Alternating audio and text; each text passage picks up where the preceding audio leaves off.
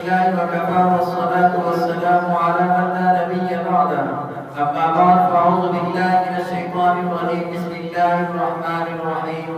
قال الله تبارك وتعالى في كلامه المجيد والفرقان الحميد: قد أفلح من تزكى وذكر اسم ربه فصلى بل تبصرون الحياة الدنيا والآخرة خير وأبقى إن هذا لفي الصحف الأولى صحف إبراهيم وموسى.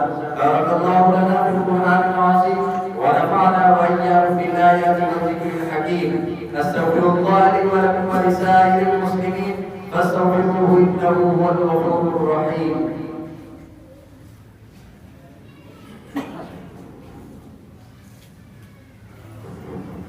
الحمد لله نحمده ونستعينه ونستغفره ونؤمن به ونتوكل عليه ونعوذ بالله من شرور انفسنا ومن سيئات اعمالنا.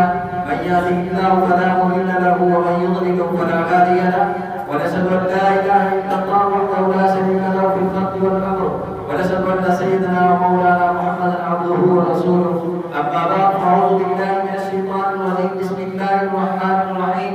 إن الله وملائكته يصلون على النبي يا أيها الذين آمنوا صلوا عليه وسلموا تسليما. اللهم صل على سيدنا ومولانا محمد عبدك ورسولك وسلم صلوا عليه. قال النبي صلى الله عليه وسلم: أرحم أمتي بأمتي أبو بكر وأشدهم في أمر الله عمر وأصدقهم حياء عثمان وقضاهم علي وفاطمة سيدة نساء أهل الجنة وحمزة وأسد الله وأسد رسوله رضوان الله تعالى عليهم أجمعين. اللهم اغفر للعباس وولده مغفرة ظاهرة وباطنة لا تغادر ذنبا. الله في أسحابه لا تتخذوهم من بعد مرضى. فمن أحبهم فبحبه أحبهم ومن أبغضهم فبحبه يبغضهم. وخير أمتي قرني ثم الذين يلونهم ثم الذين يلونهم وسلطان المسلم ذكر الله في الأرض. من أهان سلطان الله في الأرض أهانه الله. إن الله يأمر بالعدل والإحسان وإيتاء ذي القربى وينهى عن الفحشاء والمنكر والبغي يعظكم لعلكم تذكرون.